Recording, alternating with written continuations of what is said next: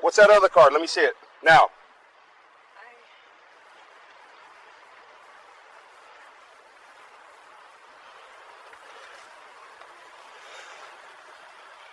Ma'am, have a good day, ma'am. The flash of red and blue lights in her rearview mirror was an all-too-familiar sight. A jarring splash of color against the placid blue of a Tuesday morning sky. Michelle Vance felt her stomach tighten, a reflexive knot of anxiety that decades of experience and a high-powered career had never fully managed to erase. She was driving her son, Marcus, home from his university campus after a shared lunch. The conversation had been light, full of his excitement about a new robotics project and her gentle teasing about his perpetually messy dorm room. It was a moment of normal, cherished motherhood. And now, this. "Just pull over, Mom," Marcus said, his voice calm but with an undercurrent of tension she knew all too well. He was 22, a brilliant engineering student. But in this moment, he was just another young black man in a car being pulled over by the police. "I know the drill, sweetheart," she said, her voice a carefully constructed mask of tranquility. She signaled, pulling the sleek, dark gray sedan smoothly to the curb. She killed the engine, the sudden silence amplifying the thumping of her own heart. She glanced at Marcus. "Hands on the dashboard. Both of them. Don't reach for anything." He complied without a word, his long fingers resting on the polished black surface. It was a script they had rehearsed since he was 15, a grim inheritance passed down through generations. A survival guide for navigating a world where a simple traffic stop could escalate into a headline. Before we go any further into this encounter, an encounter that would peel back the polished veneer of a city's police force and expose the rot beneath. I need you to do something for me. Pause for a moment and drop a comment below. Let me know where you're watching from. New York, California, Texas, or somewhere across the pond. And if you believe that accountability should be the bedrock of law enforcement, hit that subscribe button right now. You need to witness how this unfolds, because the woman behind that wheel is about to demonstrate a masterclass in power and composure that the approaching officer could never anticipate. Michelle watched him in the side mirror. He wasn't a rookie, but he wasn't a seasoned veteran either, late 20s, maybe early 30s, with the kind of self-important swagger that often comes with a badge and a gun. He had a military-style haircut, his jaw set in a permanent sneer. He took his time, his hand resting casually on his holstered weapon, a deliberate gesture of intimidation. He followed procedure, touching the trunk of her car as he passed, a tactic to leave his fingerprints on the vehicle. He stopped just behind her driver's side window, forcing her to turn uncomfortably to see him, putting her at an immediate tactical disadvantage. This wasn't a friendly warning in the making. This was a power play. "Roll your window down," he commanded, his voice sharp, devoid of any courtesy. Michelle pressed the button, and the tinted glass slid silently into the door. She kept her hands firmly at the 10 and 2 positions on the steering wheel, her gaze fixed straight ahead. She would not give him the satisfaction of seeing her fear. She would wait for him to step into her line of sight. When he finally leaned down, his face filled the open window. The scent of cheap, overpowering aftershave filled the car. He wasn't wearing sunglasses, and she got a clear look at his eyes. They were cold, assessing, and already convinced of her guilt. He scanned the pristine interior of her luxury car, his gaze lingering on her tailored blazer, then flicking to Marcus in the passenger seat. Disapproval radiated from him. "License and registration," he barked. "No, good morning. No, do you know why I pulled you over?" No mention of his name or badge number, just a raw, undisguised command.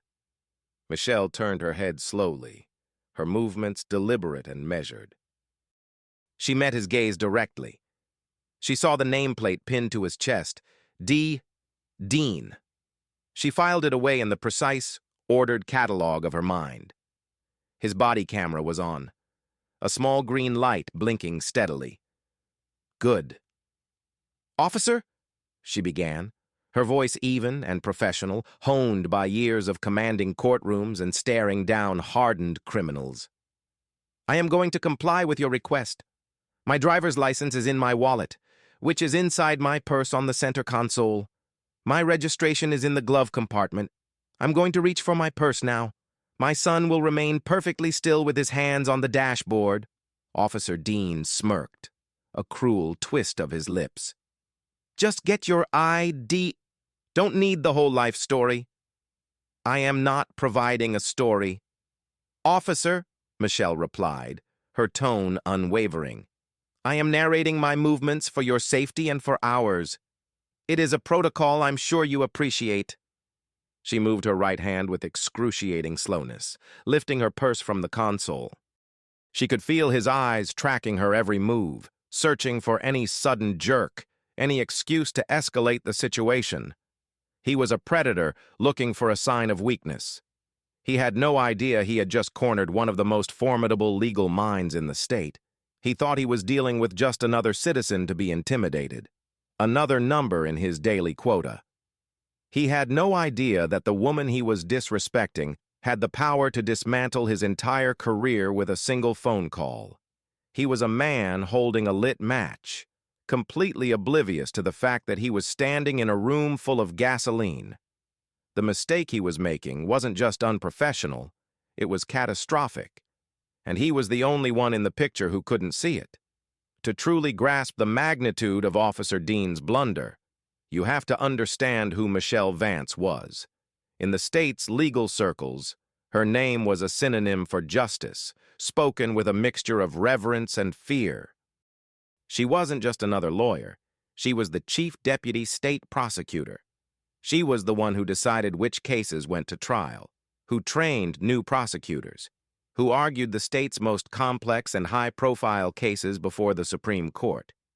She had dedicated 25 years of her life to the law, first as a public defender, then moving to the prosecutor's office because she believed true, lasting change had to be forged from within the system itself. She had a reputation for being surgically precise and unbreakably fair. Defense attorneys respected her because she practiced open discovery, never hiding exculpatory evidence. Judges trusted her because her legal arguments were ironclad, built on a foundation of impeccable research and unassailable logic. The good cops, the ones who did the job right, admired her. They knew if they brought her a solid case, she would fight for it relentlessly in court.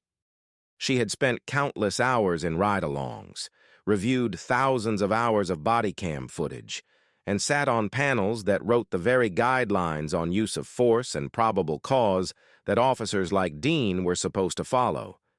She understood the split-second decisions they had to make.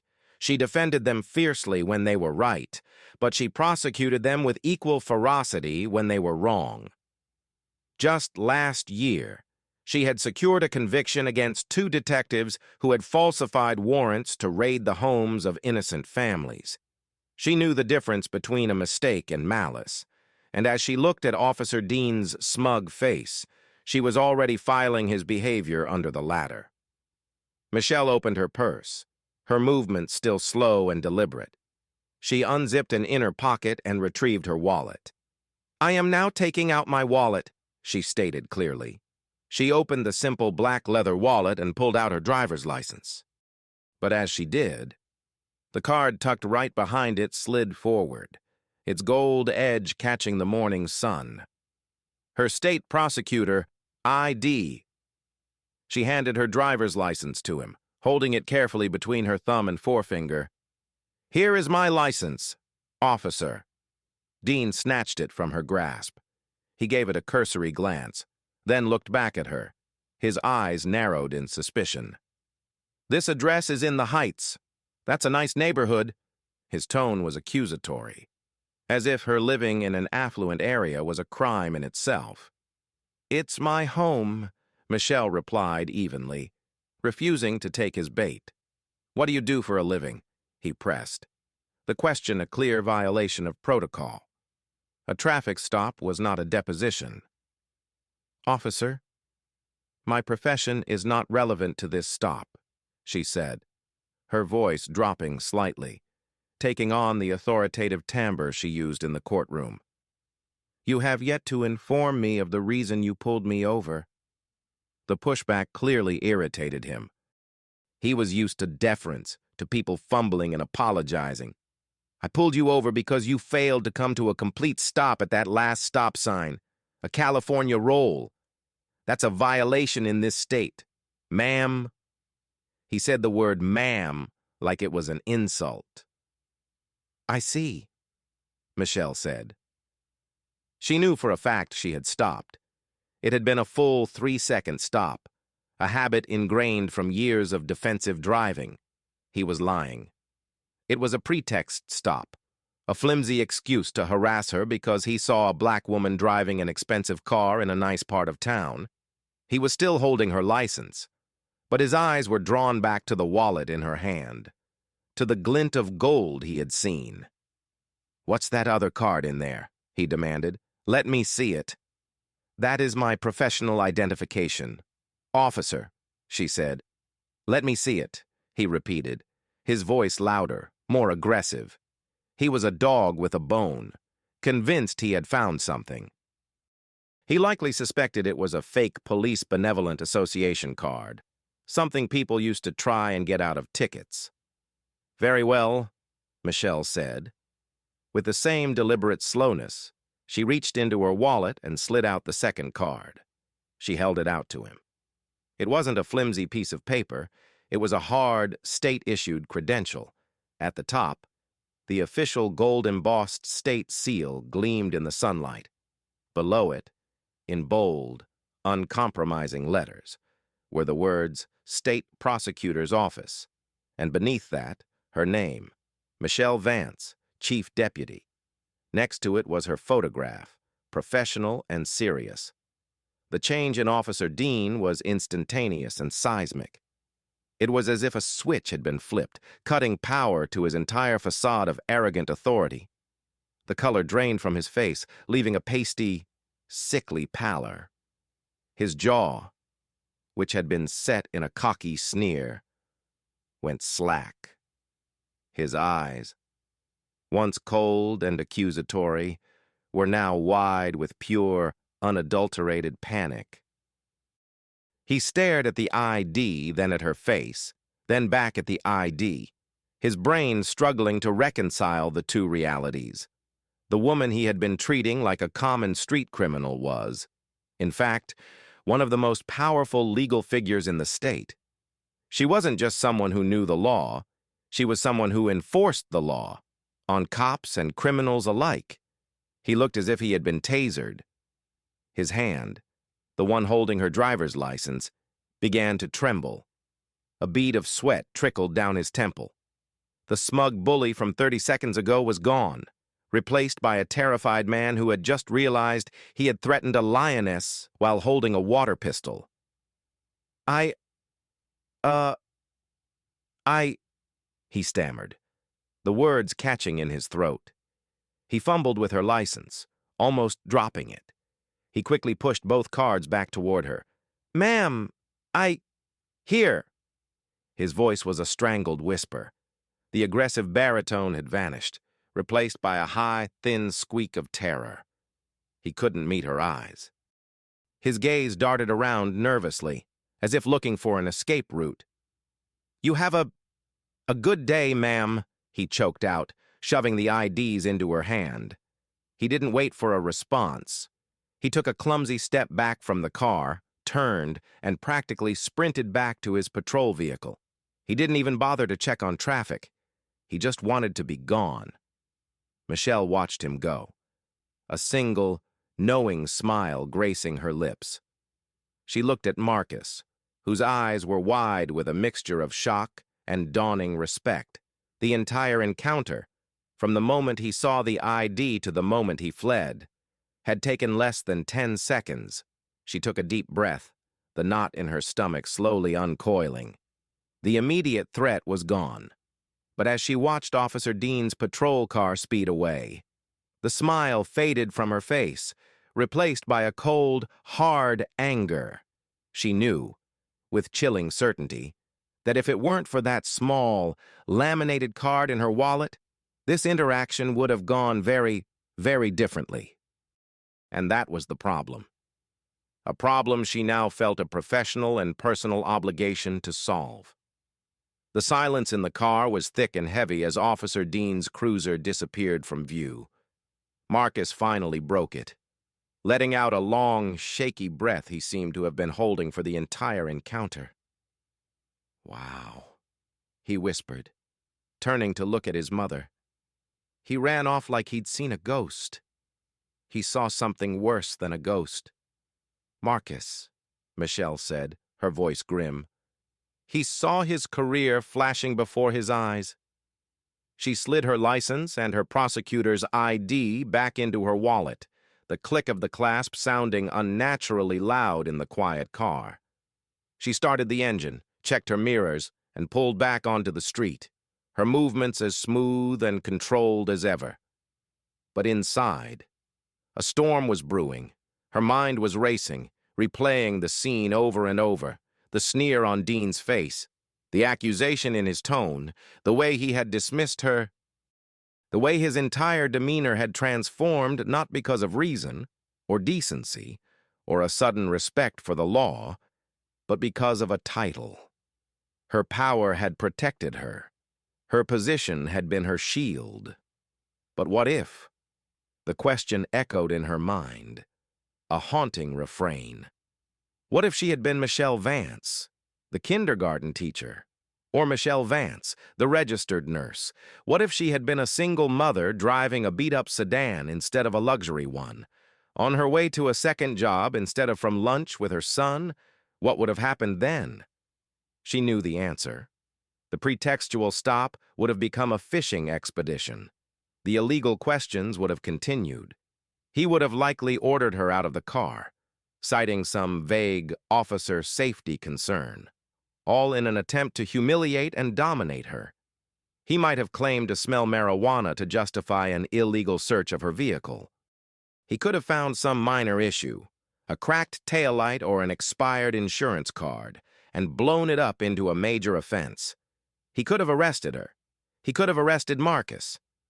The possibilities spiraled outwards, each one darker than the last, and each one terrifyingly plausible. By the time she dropped Marcus back at his dorm, her anger had solidified from a simmering heat into a cold, hard diamond of resolve. This wasn't just a personal insult. It was a professional one. Officer Dean's behavior was a cancer in the system she had sworn to uphold. He was everything she fought against, an abuser of authority, a liar who used his badge as a weapon of prejudice.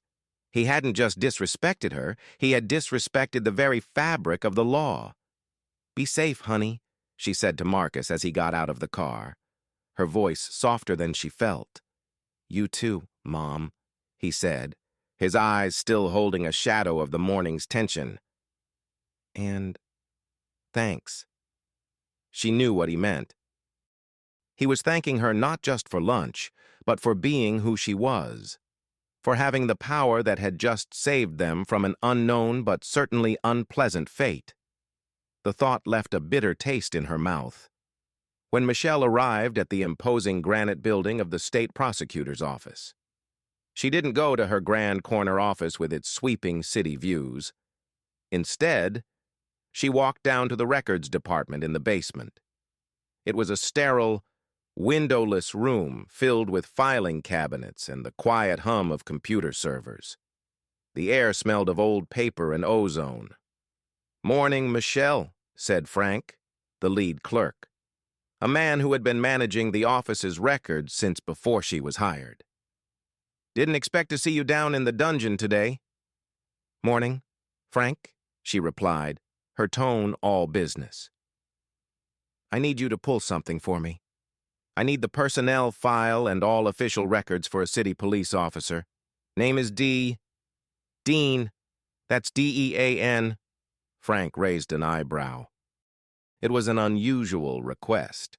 The DA's office had access to these files. Of course, but it was usually handled through formal channels for a specific case. This felt different. "Everything all right?" he asked. "Just doing some due diligence?" "Frank," she said, her voice leaving no room for further questions. "I need everything you can find. Traffic stop data, citizen complaints, use of force reports, commendations, reprimands. I want to see his entire service record. From the day he graduated the academy—" "You got it," Frank said, turning to his terminal. He knew better than to question Michelle Vance when she used that tone. He began typing, the keys clicking rapidly in the quiet room. As she waited, Michelle's legal mind began to construct a case. This was no longer just a traffic stop. It was an investigation. She wasn't acting as a victim anymore. She was acting as a prosecutor. Officer Dean had lied about the reason for the stop, which constituted filing a false report. His line of questioning was improper and showed clear evidence of bias. His behavior was a textbook example of racial profiling. Each of these was a fireable offense, but firing him wasn't enough. A bad cop who gets fired often just moves to the next county and gets a new badge. She wanted him decertified. She wanted to ensure he could never carry a gun and a badge in her state, or any other, ever again. And she had a sickening feeling that what she had experienced wasn't an isolated incident. Bullies like Dean don't just have one bad day. They have a pattern. His confidence, his arrogance. It came from a place of experience. It came from the certainty that he could get away with it. Someone, somewhere, had been letting him get away with it for a long time. "Okay, I'm sending the initial files to your secure server now," Frank announced. "His stop data is interesting. You're going to want to look at this." A notification pinged on Michelle's phone. The files were there. "Thank you, Frank," she said, turning to leave. "I appreciate your discretion in this matter. Always, Michelle." "You know that." Back in her office, she closed the door, shutting out the world. She sat behind her large mahogany desk, pulled up the files on her monitor, and began to read. She was no longer Michelle Vance, the mother. She was Michelle Vance, the chief deputy state prosecutor, and she was going hunting. The digital files Frank had sent were a stark collection of data points, spreadsheets, and official reports. But as Michelle began to sift through them, a story emerged. It was a grim, ugly story, written in the cold language of bureaucracy. And it was exactly what she had expected. Officer David Dean, badge number 724, was not a good cop. He was a menace. His career was only 6 years long, but it was littered with red flags. Each one a small fire that someone in his department had negligently or intentionally stamped out before it could grow into a blaze. Michelle focused first on the raw data, his traffic stops. The software her office used could cross-reference departmental data with census information for patrol zones. The results were damning. Officer Dean worked in a precinct that was approximately 55% Caucasian, 25% Black, and 20% other minorities. Yet, over 70% of his traffic stops involved Black or Hispanic drivers. The disparity was too vast to be a coincidence. It was a clear, statistically significant pattern of racial profiling. Next, she looked at the outcomes of those stops. His citation rate for minority drivers was nearly double that of white drivers for similar infractions. More disturbingly, he had an unusually high number of arrests stemming from simple traffic stops. The charges were almost always the same trifecta of subjective, hard-to-disprove offenses, resisting arrest, obstruction of a government official, and disorderly conduct. These were the classic contempt of cop charges, often tacked on when a citizen dared to question an officer's authority. They were red flags for an officer who escalated situations rather than de-escalated them. Then she opened the folder labeled Citizen Complaints. There were 7 of them filed against Officer Dean in 6 years, a high number for any officer. She read through them one by one. The first was from a Latino man, a landscaper, who claimed Dean pulled him over for having a supposedly obscured license plate because a leaf was stuck to it. Dean had allegedly berated him, searched his truck without consent, and dumped his tools onto the roadside before letting him go with a warning. The second was from a young black woman, a college student, who was stopped for driving too cautiously in a wealthy neighborhood. Dean had grilled her about what she was doing there and whether the car was really hers. A third complaint was from an elderly black man who claimed Dean had been verbally abusive and threatening during a stop for a broken taillight, making him feel terrified and humiliated. The pattern was undeniable. Each complaint told a variation of the same story: a pretextual stop, an aggressive and condescending officer, and a citizen left feeling shaken and violated. And in every single case, the outcome was the same. The complaint was reviewed by Dean's direct supervisor, a Sergeant Robert Callahan, and the finding was always unsubstantiated. The official record stated that after reviewing the dash cam footage and Officer Dean's report, no policy violations were found. The officer was exonerated.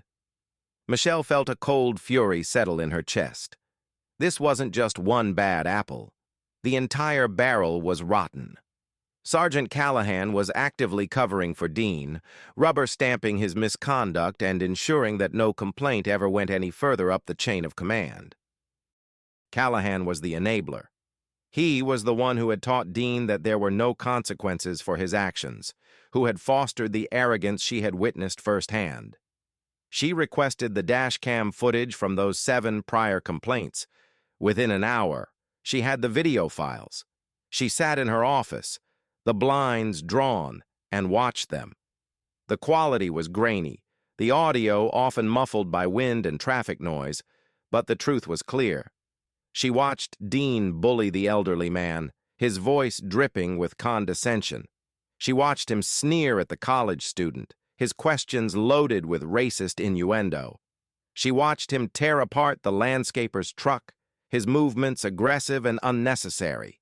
In every video, he was the instigator, the escalator, and in every case, his official report was a work of fiction, painting the citizen as belligerent and uncooperative, while portraying himself as a calm professional in a difficult situation. He was a practiced liar. The final piece of the puzzle clicked into place. This was a systemic failure. Dean was the symptom. But Sergeant Callahan and a culture of impunity within the precinct were the disease. To get to Dean, she would have to go through his protector. She picked up her phone and dialed the number for Dean's precinct. A desk sergeant answered. "This is Chief Deputy Prosecutor Michelle Vance," she said, her voice leaving no doubt about her authority. "I need to schedule a meeting with Captain Eva Rostova. I will be coming to her. Please let her know I will be there tomorrow morning at 9 a.m. It is not a request." There was a stunned silence on the other end of the line, followed by a hasty, "Yes, ma'am, I'll inform her immediately." Michelle hung up the phone. Phase 1, the investigation was complete. The evidence was compiled, the pattern established. Now came Phase 2, the confrontation. She knew it wouldn't be easy. She was about to walk into the lion's den and challenge the pride's loyalty to one of its own. She would be met with defensiveness, denial, and the infamous blue wall of silence. But they had no idea who they were dealing with. She had built her career on dismantling walls, brick by painstaking brick, and this one was about to come tumbling down. The next morning, Michelle dressed with the precision of a soldier preparing for battle. She chose a dark navy pantsuit, sharp and authoritative, and a simple silk blouse. Her hair was pulled back in a neat, professional chignon. There would be no room for misinterpretation. She was not here as a citizen with a complaint. She was here as an officer of the court. The precinct was an old, imposing brick building that smelled of stale coffee and industrial-grade cleaner. As she walked through the front doors, a palpable hush fell over the lobby. Heads turned. Whispers followed in her wake. The desk sergeant who had taken her call yesterday scrambled to his feet, his eyes wide. "Ma'am, Ms. Vance, we're expecting you. Right this way." He led her through a secured door into the heart of the station. It was a chaotic symphony of ringing phones, crackling radios, and officers talking in loud, boisterous voices. But as she passed, the symphony faltered. The noise level dropped. Cops who had been laughing and joking suddenly found urgent business to attend to at their desks. They knew who she was. They knew her reputation. Her presence here, unannounced and unscheduled until yesterday, was the equivalent of a hawk landing in a chicken coop. She was shown into a large, glass-walled office. Captain Eva Rostova stood to greet her. Rostova was a woman in her late 40s, with a stern face and hair cut in a severe, no-nonsense bob. She had a reputation as a tough, by-the-book commander who had risen through the ranks in a male-dominated field. Michelle had dealt with her on a few cases and found her to be competent, if unyielding. "Ms. Vance," Rostova said, shaking her hand firmly, "this is a surprise. Please, have a seat. What can I do for the state prosecutor's office today?" Her tone was professional, but her eyes were wary. She was already on the defensive. "Thank you, Captain," Michelle said, taking a seat but declining the offer of coffee. "I'm not here today in my official capacity representing the office. I'm here as the victim of a crime committed by one of your officers yesterday." Rostova's professional mask tightened. "A crime? That's a very strong accusation." "It is," Michelle agreed calmly. "And it's an accurate one. Yesterday morning, I was subjected to an unlawful traffic stop by your officer David Dean. The stop was based on a lie. It was conducted with extreme prejudice, and it was a textbook case of racial profiling." She laid it all out, her voice never rising, her narrative precise and factual. She recounted the entire incident, from the pretextual stop to Dean's aggressive questioning to his panicked retreat when he saw her ID. She left nothing out. Captain Rostova listened without interruption, her expression unreadable. When Michelle finished, she leaned back in her chair, steepling her fingers. "I see," Rostova said slowly. "I was made aware of the encounter. Officer Dean reported it. According to him, it was a simple, routine stop where a misunderstanding occurred, and once he realized who you were, he offered a professional courtesy and let you go." Michelle almost laughed. It was a preposterous, self-serving lie. "A professional courtesy, Captain? He fled the scene like a scalded cat. There was nothing professional about it. And his report, if that's what it contains, is a fabrication. That, as you know, is a fireable offense in itself." "Michelle," Rostova said, her tone shifting, becoming more familiar, as if they were two colleagues having a frank discussion. "David Dean is a young officer. He's enthusiastic. Sometimes his enthusiasm gets the better of him. He made a mistake, a regrettable one. I'll admit, I've already spoken to him. I gave him a stern verbal reprimand, and it will be noted in his file. I can assure you it won't happen again." It was the exact response Michelle had anticipated. Minimize, deflect, contain. The classic bureaucratic defense. A verbal reprimand was a slap on the wrist, a meaningless gesture designed to make the problem go away. "A verbal reprimand is not an acceptable resolution, Captain," Michelle stated, her voice hardening. And his youth is not an excuse. His behavior wasn't enthusiasm. It was malice. And it's not the first time. She slid a single sheet of paper across the desk. It was a summary of her findings, the statistical data on his stops, the list of the 7 prior complaints, and the name of Sergeant Robert Callahan repeated as the exonerating supervisor. I took the liberty of reviewing Officer Dean's service record.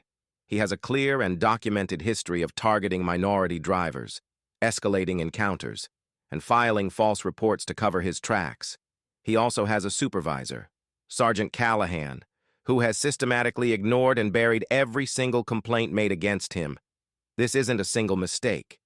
Captain, this is a pattern of corrupt behavior that you and your department have allowed to fester. Rostova's face flushed with anger. Now wait just a minute.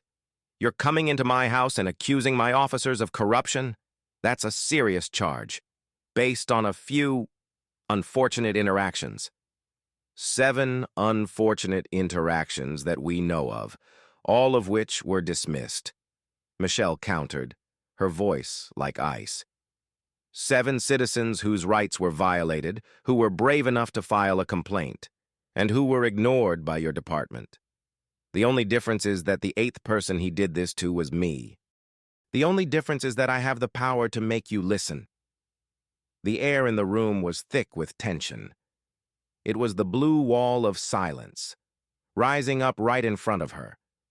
Rostova was closing ranks, protecting her people from an outsider, even an outsider with as much power as Michelle.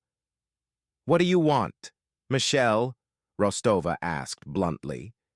"I want Officer Dean's badge. I want him fired and decertified so he can never do this to anyone else. And I want Sergeant Callahan investigated for official misconduct and for deliberately falsifying internal reviews. I want a full audit of every case Dean has ever been the primary arresting officer on, and I want it to start today." Rostova stared at her, her expression a mask of cold fury. "You are declaring war on my precinct based on one traffic stop where nothing actually happened to you." "Something did happen, Captain," Michelle said, standing up. "Your officer reminded me that in this country, my son and I can be seen as targets first and citizens second. He reminded me that justice is not guaranteed. He reminded me that men like him feel empowered to abuse their authority. And you, by defending him, are reminding me why my job exists. You can either clean your own house, or I will get a court order and I will clean it for you. The choice is yours." She turned and walked out of the office, leaving the captain sitting in stunned silence. The first shot had been fired. The war had just begun. For 2 days. There was nothing but silence from Captain Rostova's precinct. It was a calculated move, a test of her resolve. They hoped she would cool down, that the demands of her actual job would pull her focus, and that this entire unpleasantness would be quietly swept under the rug. It was a profound miscalculation. They had underestimated her tenacity. Michelle Vance did not forget, and she did not back down. When it became clear that Captain Rostova intended to stonewall her, Michelle initiated the next phase of her strategy. She couldn't go to the media herself. It would be seen as a personal vendetta and could compromise her position. But she was a prosecutor. She knew how to build a case and apply pressure through official channels until the other side had no choice but to fold. She began by drafting a formal 20-page complaint. It wasn't an emotional letter, it was a legal document, as precise and devastating as a grand jury indictment. She detailed her own experience, but that was just the preamble. The bulk of the document was the evidence she had compiled against Officer Dean and Sergeant Callahan. She cited the statistical data, referencing the specific legal precedents for what constituted a pattern and practice of racial profiling. She listed every prior complaint, quoting from the citizens' statements and then methodically cross-referencing them with the official. Sanitized reports filed by Dean and approved by Callahan. She pointed out the inconsistencies, the omissions, and the outright lies. Finally, She invoked the magic words that strike fear into the heart of any police department administration. Brady versus Maryland. The Brady Rule requires prosecutors to disclose to the defense any exculpatory evidence, including information that could impeach the credibility of a police officer witness. Officer Dean's documented history of filing false reports and his clear racial bias, she wrote, makes him a potential Brady cop. His credibility as a witness in any criminal proceeding is now compromised. Failure to disclose this information to defense attorneys would be a violation of due process and could lead to the overturning of countless convictions. This was her checkmate move.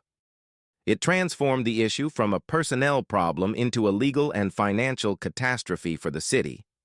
Every single case Officer Dean had ever testified in was now potentially tainted. The district attorney, her boss, would have to initiate a massive review. The potential for lawsuits, overturned cases, and a full-blown scandal was immense. She sent a copy of the complaint not just to Captain Rostova, but also to the chief of police, the city's internal affairs division, the mayor's office, and, most importantly, to her own boss, District Attorney Robert Finney. Finney called her into his office the moment he finished reading it. He was a portly, silver-haired man who valued stability above all else. He looked deeply troubled.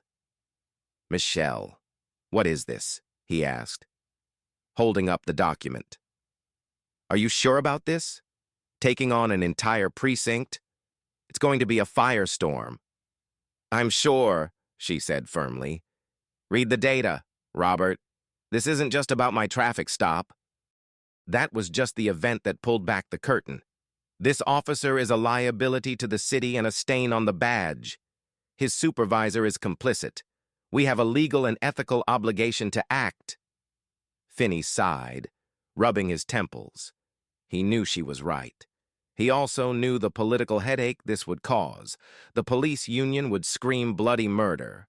The mayor would be furious about the potential costs. But Michelle had boxed them in. The Brady implications were too serious to ignore. "All right," he said, his voice heavy with resignation. "We'll do it your way. I'll notify the chief that our office is initiating a formal inquiry based on the potential for widespread Brady violations originating from his precinct. That should get their attention." It did more than get their attention. It set off a bomb. Within hours, Michelle received a frantic call from Captain Rostova. Her voice, once so controlled and dismissive, was now strained with panic. "Michelle, I got your complaint," she said, dispensing with formalities.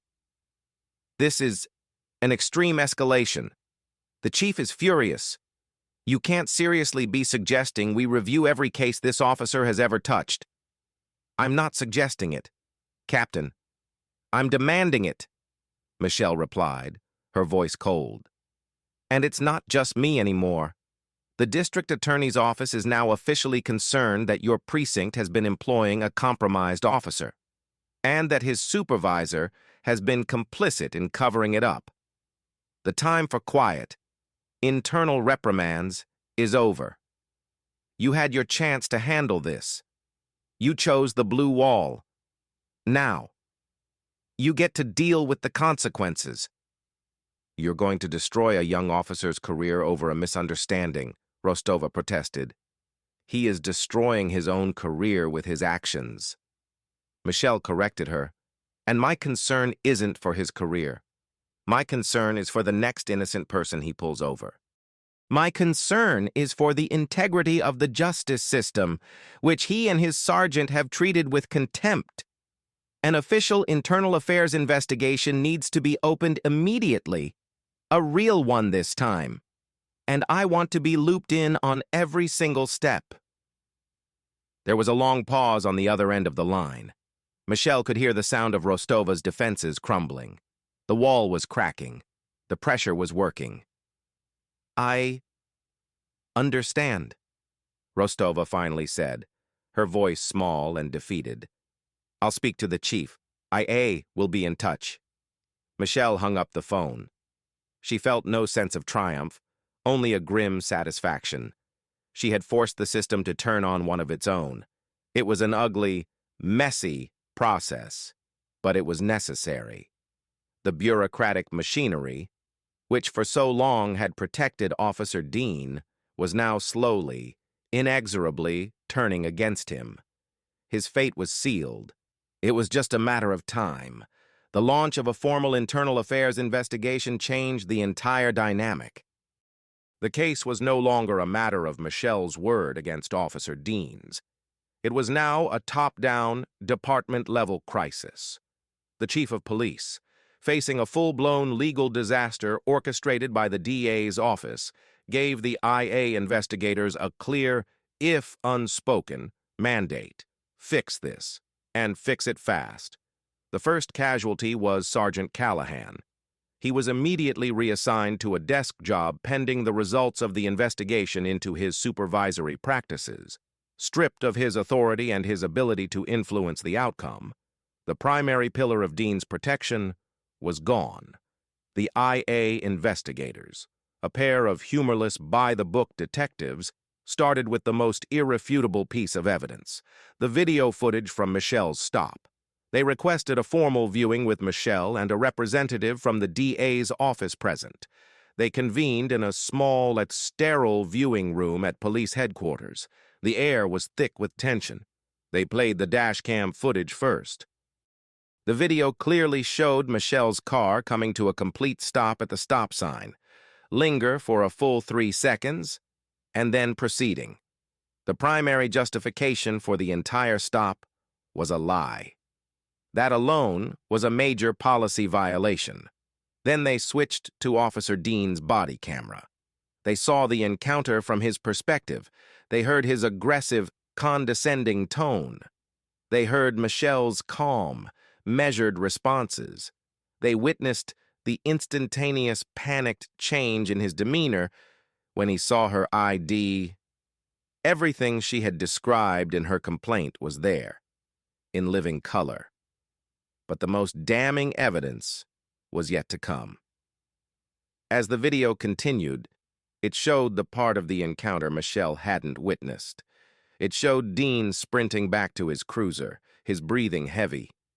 He got in, slammed the door, and for a moment, he just sat there, his hands gripping the steering wheel. He was clearly in a state of shock.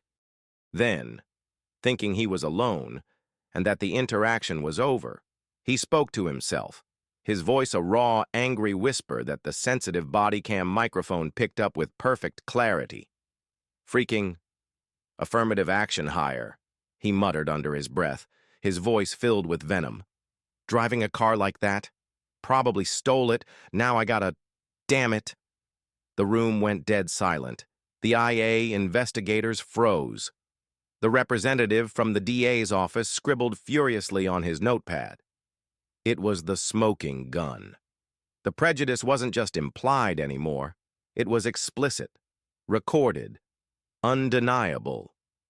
Dean had not only profiled Michelle based on her race and the car she drove, but he had also vocalized his racist assumptions. He had just handed them his career on a silver platter. The lead IA investigator stopped the video. He looked at Michelle, his professional detachment momentarily slipping to reveal a flicker of profound embarrassment for his department. "Miss Vance," he said, his voice heavy. "On behalf of the department, we apologize. This is unacceptable." "It is," Michelle agreed. "And it's evidence of a hate crime enhancement.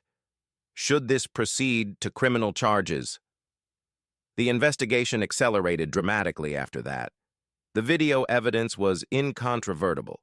Dean was brought in for a formal IA interview. With the footage laid out before him, his lies collapsed. He had no defense.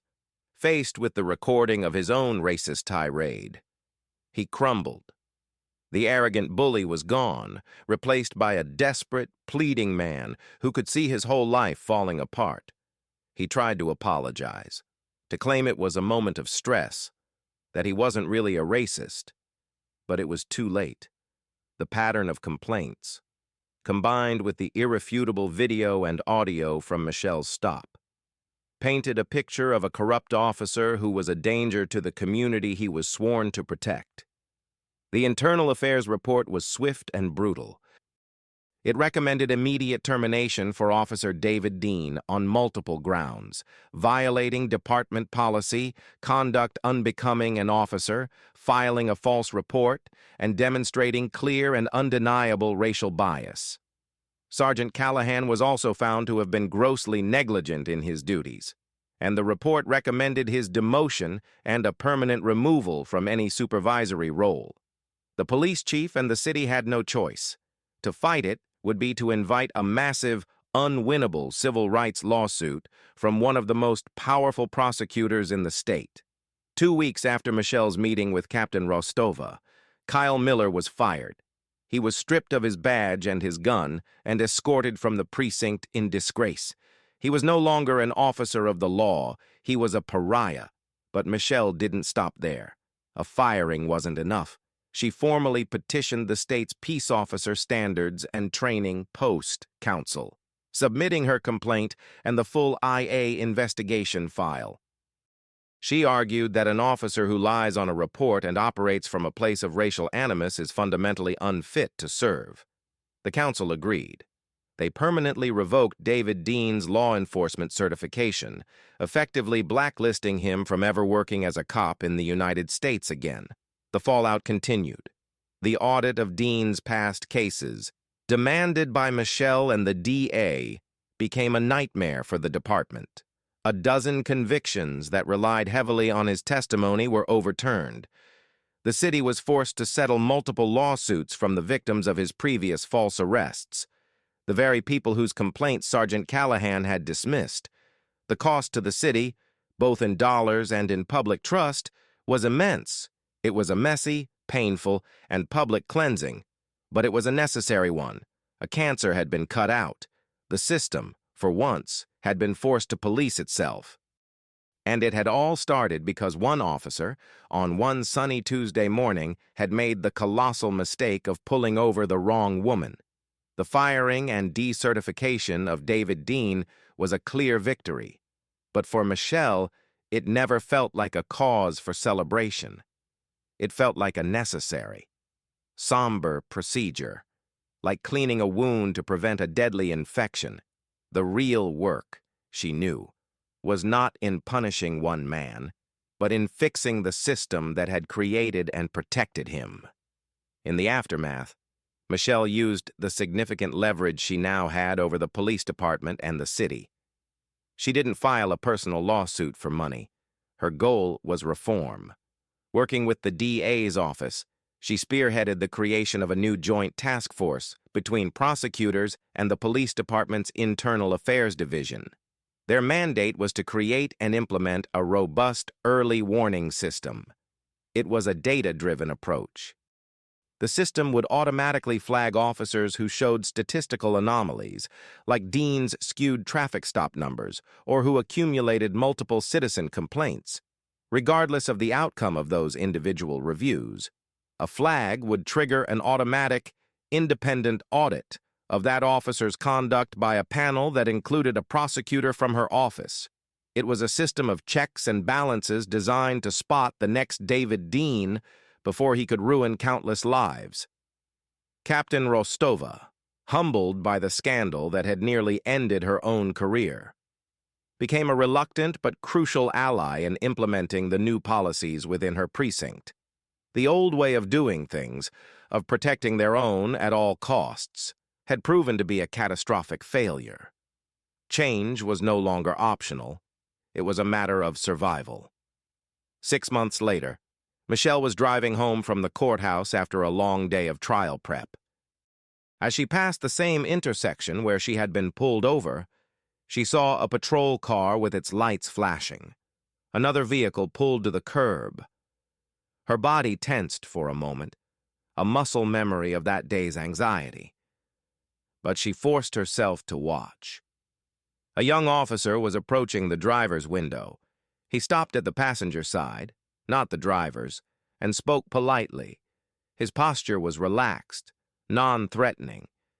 His hand was nowhere near his weapon. He was explaining the reason for the stop, pointing back toward the speed limit sign the driver had just passed. It was a professional, respectful interaction, a normal traffic stop. Michelle allowed herself a small, weary smile. It wasn't a perfect system. Racism and prejudice hadn't been magically erased from the hearts of every officer on the force. But here, in her city, in her small corner of the world, things were better. The culture was shifting. Officers were more aware that they were being watched, not just by citizens with cell phones, but by a system that was now designed to hold them accountable. The blue wall was still there, but now it had a few windows in it, windows she had helped to install. She drove on, the setting sun casting long shadows across the road. Her work was far from over. There would always be another case, another fight, another injustice to correct. But she had faced down a corrupt officer and the broken system that enabled him. And she had won. She had taken a moment of personal violation and transformed it into a catalyst for systemic change, ensuring that fewer people would have to endure what she and her son had. She had done her job, and as she headed home, she knew, with a quiet and resolute certainty, that she was ready to do it all again tomorrow. The story of Officer Dean is not merely one of a power-hungry bully meeting his match. It's a clinical study in the psychology of insecurity. What drove him was not a genuine belief in the law, but a desperate need to feel dominant. His badge wasn't a symbol of public trust. It was armor for a fragile ego. When he saw Michelle, a confident, successful black woman in a car that he felt she didn't deserve, it triggered a deep-seated cognitive dissonance. His prejudiced worldview couldn't compute the image, so it defaulted to suspicion. His aggression was a defense mechanism, an attempt to impose his authority on a reality that challenged his biased assumptions. He wasn't enforcing the law, he was trying to bend the world back into a shape that made sense to him, a shape where he was on top, now. Let's consider the what-ifs, the alternate timelines that haunt this story. What if Michelle had panicked? What if, under the stress of the moment, she had fumbled for her documents, her nervous movements misinterpreted by a jumpy officer as a threat? The outcome could have been tragic. What if she had argued with him, her voice raised in righteous indignation? He would have used it as justification, twisting her defense of her rights into the crime of resisting. The grim reality is that her survival and victory depended not just on her ID, but on her superhuman composure and her encyclopedic knowledge of the law. Justice should not require a law degree and nerves of steel to be realized. The ultimate lesson here is one of vigilance. It's a stark reminder that systems, left unchecked, will always protect themselves, often at the expense of the innocent.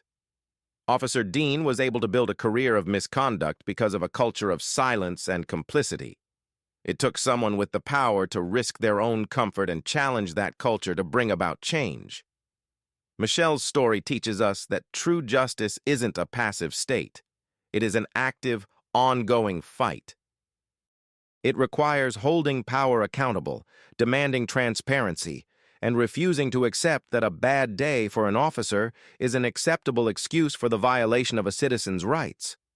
Her victory was not just in getting one bad cop off the streets, but in building a better system to catch the next one. This story, though it ends in a victory, is a sobering look at how easily the scales of justice can be tipped. It forces us to ask some difficult questions. Do you think Officer Dean's firing and decertification was a sufficient punishment for his actions? What systemic changes do you think are most effective in preventing this kind of abuse of power? Let me know your thoughts in the comments below. And if you believe these stories are important, Please subscribe and share. We have to keep shining a light in the dark corners.